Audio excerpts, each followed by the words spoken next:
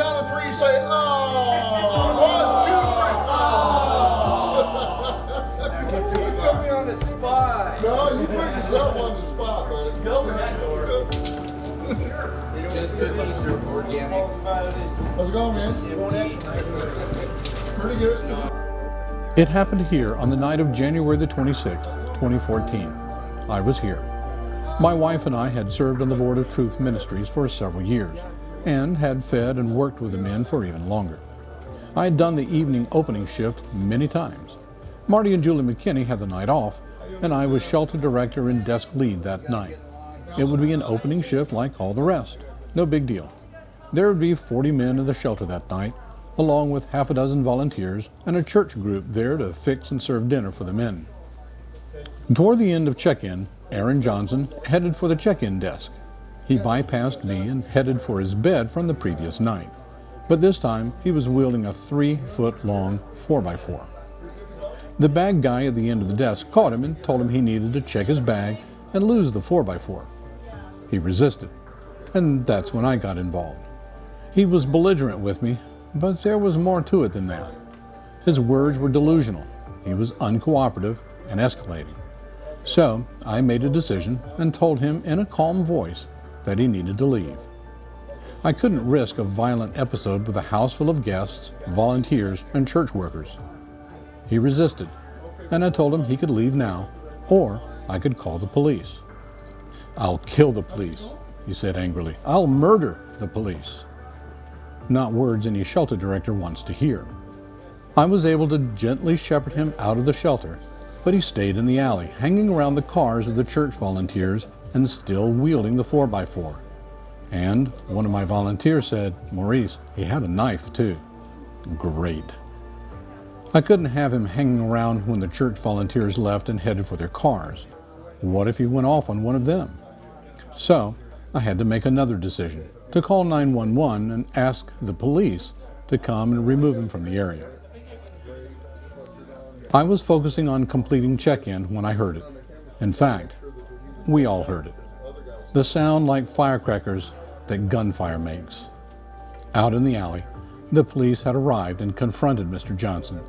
He advanced towards them with a knife, the one of my volunteers had seen, refused commands to stop and drop the knife, and finally was shot 7 times in the alley behind the shelter. We all spent the next 6 hours in the shelter being interviewed by the police and recounting events, including watching internal security footage of my encounter with Mr. Johnson. I finally got home around 3 a.m. the next morning and spent the next hour or so staring at the ceiling and wondering if I could have handled things better, or at least differently. We later learned that Mr. Johnson had ongoing mental health issues and was off his medication. He's an example of the glaring need for more mental health services among the homeless population of our city. What if there had been a mental health unit to call in a crisis rather than calling the police? Could the outcome have been different? Mr. Johnson and I will never know.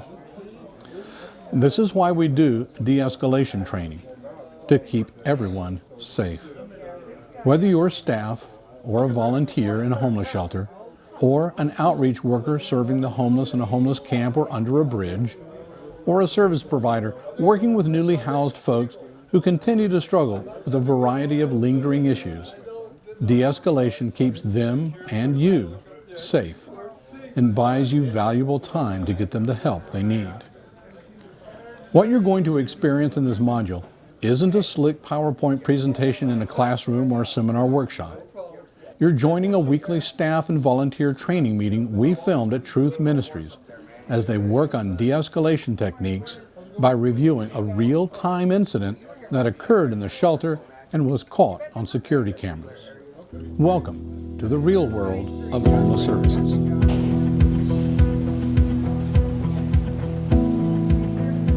Our meetings for the last 2 were just a mess. I couldn't believe it. Couldn't get a word in. It was just bizarre. But if you've been around long enough, you've seen when negativity sneaks in, when division starts to happen, It's usually always the same. Usually we have somebody who's a volunteer or something. For some reason they get disgruntled or whatever. Sometimes they have things going on the outside that starts affecting their attitude and everything, and what they will do and what they won't do. But once the division comes in, you'll see that that division tries to undermine any authority or any leadership and tries to get other people to agree. And then you start to see this thing sloshing around. Pretty soon there's 2 or 3 guys with a bad attitude. So obviously, Robert isn't here. Robert isn't here basically because of his attitude, because we couldn't talk to him about anything. We did try to talk to him. And then he got worse and very disrespectful, so I sent him packing, unfortunately. Can he come back? Yeah, but he needs to talk to me about it. But if you notice, last week, he had his arms folded and just this look on his face, and he was just arguing with me about everything I was talking about. Can't be done, won't be done, you can't do that, you don't know what, and one of his responses last night is, 19 years, you think you know everything about homelessness. And I don't know everything. Yeah, Jimmy laughing. Okay, so we'll hope and pray for him, but as far as being on the team, he can't be a part of the team because it just tears down.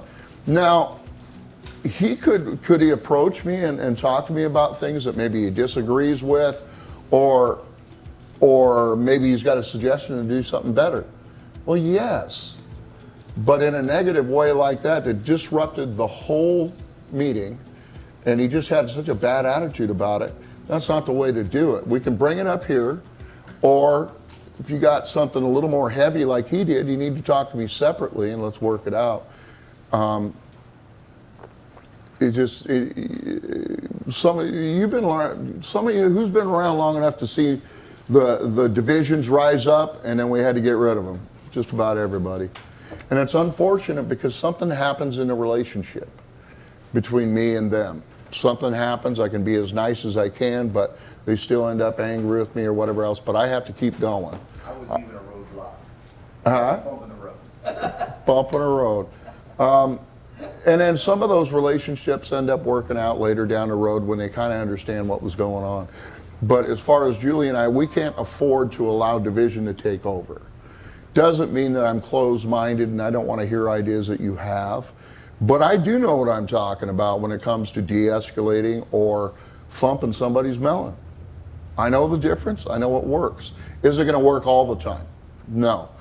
But with an attitude like, before we even get anywhere with something, that ain't going to work, you can't do that in that situation, you weren't there, or whatever they want to say. No, but I do know some police officers. I know people in the service and the military and different things. And what do? Constantly train. They constantly train. It's a requirement.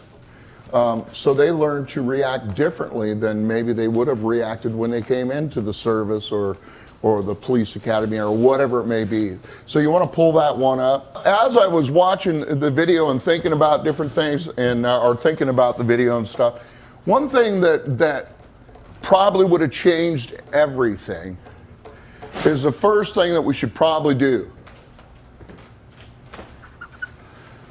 Separate? Nope. Now, whether that's how you spell it or not, I don't know. Stabilize the situation. So, if it's a medical situation, what do we do? Stabilize the situation. Louder, please. Stabilize the situation.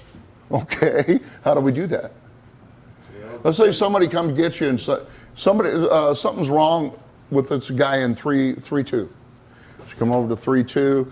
Let's say the guy's unconscious, and let's say he's having a seizure. We talked about that before, right? So he's having a seizure. So one of the first things we need to do is get a hold of somebody and tell them to get a hold of Rob and Rabbit right away and get them over there. And you stay with the person, right? And then they come and help you assess the situation, find out, first of all,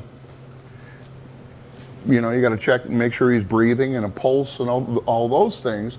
But is it a drug overdose? You know, you're kind of thinking about things quickly, trying to figure out what you need to do. But if he's passed out, you call 911, get a paramedic over here. If somebody is in a medical problem, you don't have to wait for me. It's not going to hurt to get the paramedics over here to make sure, but at least try to wake the guy up and get him talking. The very first thing is, what is the first thing that we do? Clear him out. No, what's the very first thing? I already said it. Get a hold of Rob, Rabbit, whatever. Thank you. By your side. Stay by your side. Get them up so they can help you deal with that situation as quick as possible. So once you've assessed that person and you've decided, hey, is this an emergency, or hey, calm down, everybody, we're okay, or whatever else. If you have to call 911, you call 911. Then when you got a second, you have somebody in our crew call us and tell us what's going on. Medical can be all kinds of different things. Let's say it's an altercation. So at this point, we know Jason was supposed to take a shower, and we know that Terrion just went in there and decided to take it. At this point, Jeffrey's already on the phone. Okay, we haven't stabilized it right?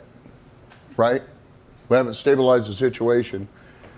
Jason was already irritated, but now he's definitely got a problem here. Go ahead and play it. Okay, whoa, there it goes. Boom, stop. Okay, Jeffrey, if you weren't on the phone because you're helping to stabilize, which we haven't trained much on, so no harm, no foul. But what do you guys think the best way to stabilize this situation right now is? Separate them. Separate them. How are we going to do that? Either put Jason in the laundry room and tell Terrion to come on out. Good. Why would you put Jason in the laundry room? Because there's a door between them. Because he's not the aggressor. He's not the aggressor, and there's a door between them. So good. What if Jeffrey was over here with these guys, and he takes over Jason?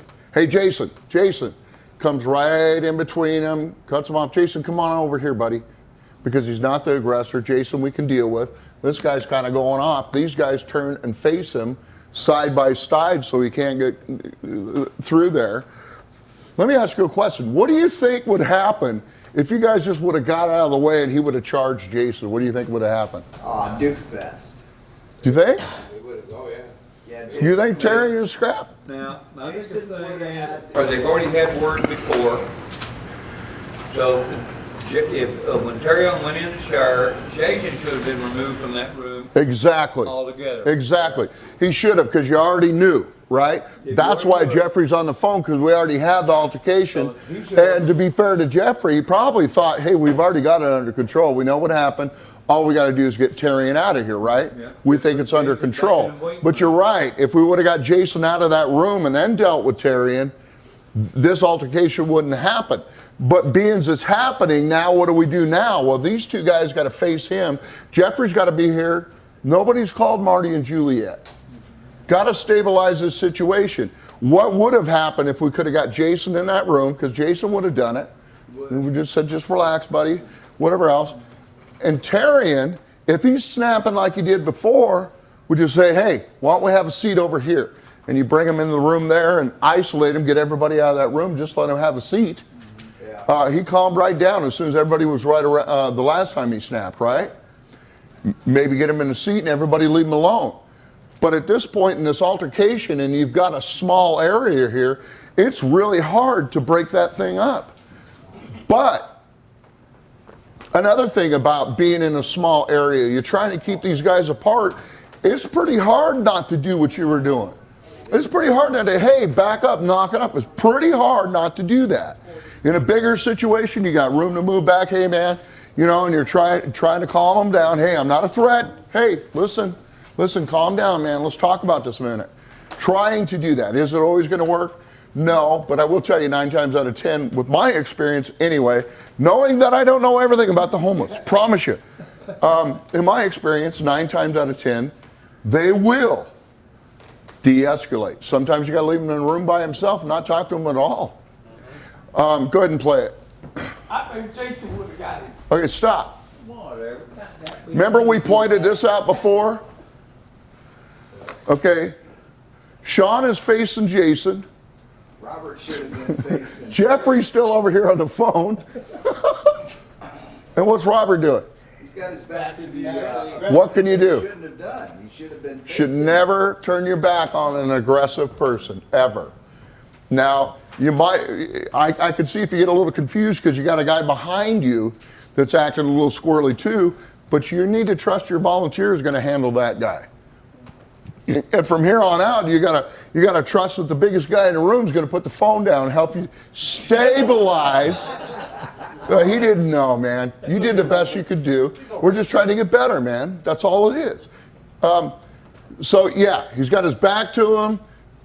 No clue. I could be, I don't know. Go ahead and play it.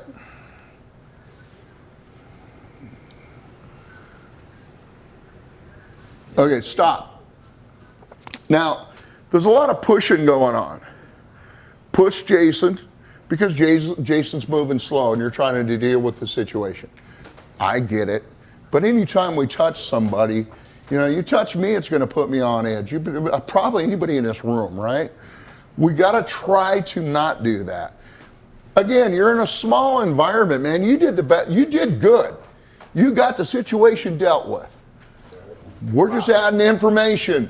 Could it be a different way? Could it have ended differently? Thankfully, it wasn't that big of a deal because you got it handled. You got it dealt with. So don't even think that we're picking on you or Robert for that matter, because he was right there, right in the midst of it, trying to help. Right. While Jeffrey was still on the phone. Okay, go ahead and play it. Okay, now stop. Now Jeffrey's coming up, he's going, okay, this is getting out of control, and he's still trying to get directives from me and Julie. And all we're going to do is call Rob. That's what we did. Okay, we'll deal with it. Rob, hey, you got a problem in the back. That's exactly what we did. Okay. Now again. Now at this point, are you saying you got to go? You're out. Is that what you were maybe saying to him, or do you even know? At this point, I think I said that before that even happened because he was yelling out racial slurs at everybody. I know, out of control. So out of control, but we've already assessed him over a process of months. We know that there's some mental incapacities going on, right? So we got a volatile situation here. The last thing we should do is throw out a threat, especially one that makes him feel like he ain't got nothing to lose now. You know what I mean? Hey man, calm down, let's talk about this. Calm down, let's talk about this. You're not saying that you're not going to get kicked out. You're not saying that you are kicked out. You're trying to relate to him, hey, I'm peaceful. I'm your friend here, man. I might be the only lifeline you got. Come on, man. Now remember, what's one of the other keys of stabilizing the situation? Calm voice. Huh? A calm voice and talk to them. Calm voice, okay. And look them in the face when you're talking to them. Look him in the eye. Yep. Calm voice, mellow, right? You're nice. What else? How about one guy talk? We got three guys over here. It looks like Sean was doing most of the talking. Let's let that, whoever is got this going on, we don't need 3 or 4 people talking at the same time. It causes confusion. It's silliness. And we don't want his attention diverted from the person that's talking to him. So we need to slow this area down here so his attention is not on him. Right now he's put on a show. He might scrap, but he's putting on a show. I think. Go ahead and play it.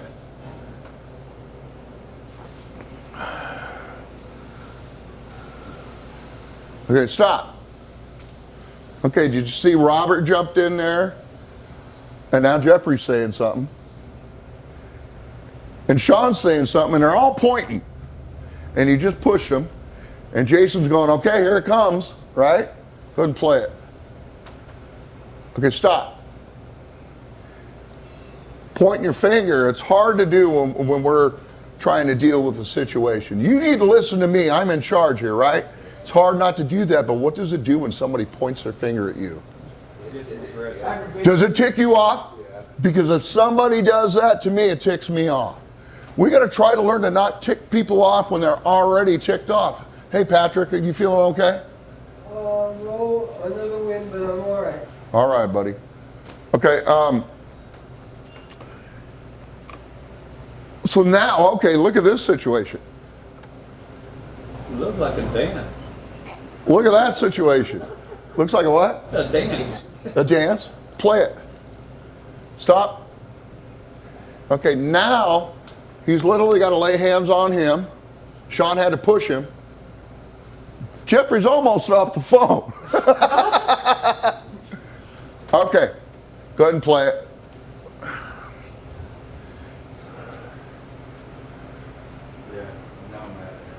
Okay, this whole thing don't work. Can you rewind it a little bit? No? Okay, now he's in the laundry room. Good thing. But he was wrestling him in there. Do you think we had to grab a hold of him and to get him in there?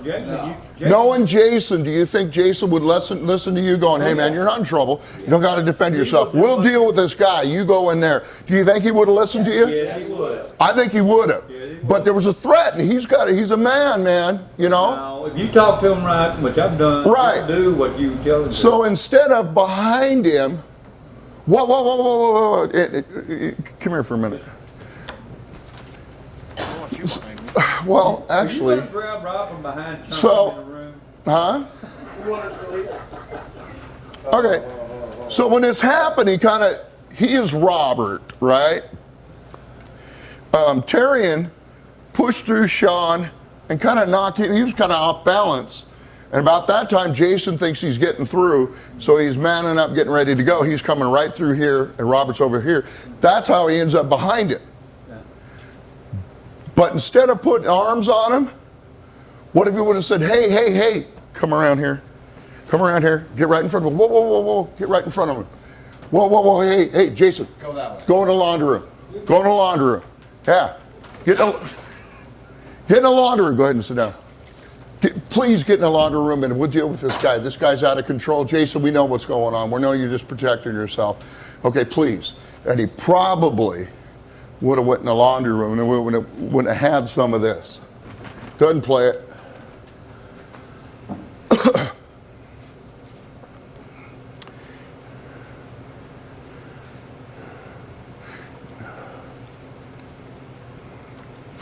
Is Jeffrey telling him to leave? Is that what you're telling him? Yeah. Get the F out of here. Is that what you're doing? No, I just told him. Would you mind leaving, sir? Sir? Would you mind? Go ahead and put it on pause. Would you please leave, sir? Threatening to stab somebody. So now, after this video, how did it end up? Did Terrian just leave on his own? I don't remember. I don't think, Yes. yeah, pretty much, yeah. Okay, so the whole thing is, we weren't stable at all here yet. Before you call me and Julie, you guys have to work together to get stable before it's time to go ahead and call. So, and you don't remember what happened after this?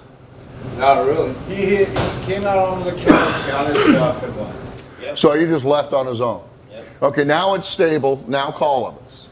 Now call us. See, I don't want you to think that better call us right away so we can tell you how to deal with this. I'm not here. That's why I'll get you in a minute, Dave. That's why we try to do training is I'm not here.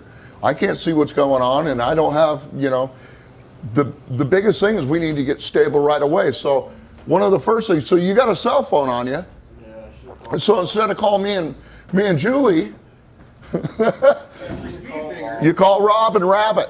I got a fight in the back, 911, get up here. They would have ran, and you would have had more numbers, and they could have squeezed right in between those two, isolated Jason one way or the other.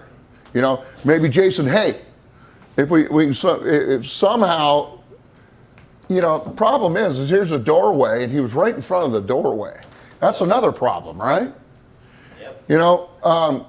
And the way he was charging you, you had every right in the world to push him away from you. So don't think that I'm slamming you at all. Sean, you did a good job. Thank you. Don't you think I'm slamming you at all. I'm saying maybe someday it'll be possible to do it differently for all of us. Maybe someday it'll end up the same way, but we can at least try. In a bigger room like this, it's pretty easy to stabilize it real quick. It really is. You get the audience out of there and you all back up and you let them have their room, and then you decide, assess the situation, figure out what you need to do. That is really tough because you're in such a small environment, right? You play it one more time and we'll let it go.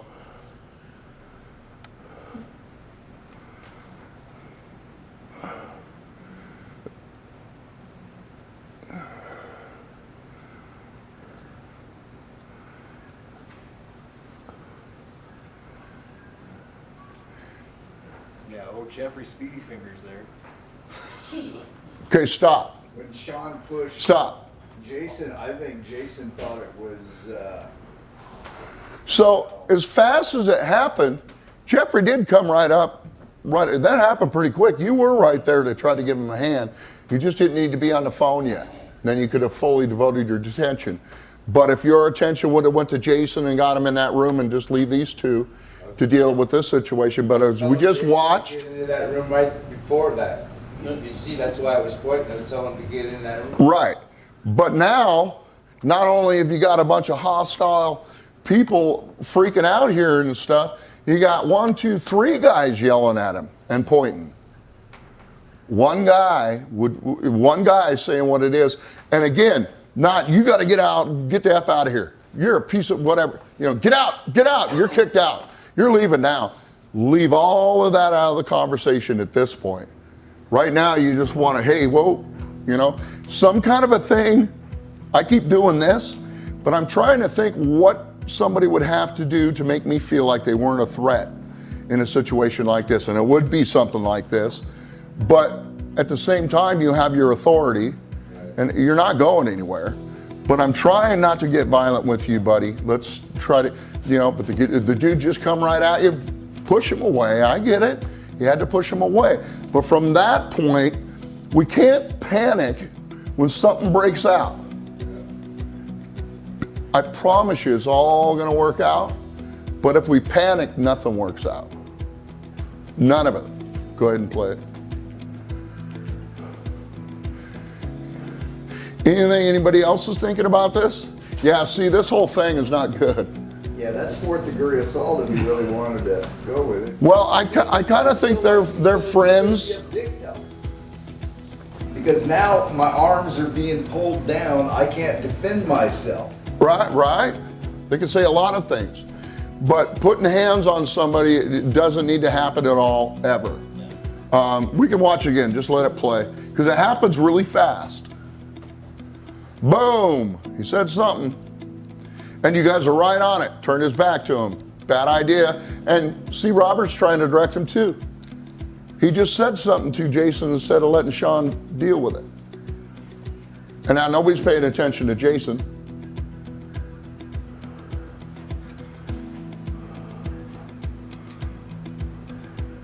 Okay, now he's, look at this. Oh, yeah, no, that's a big no-no. Yeah. Okay, we're done with that. Now look. What's Terrian do?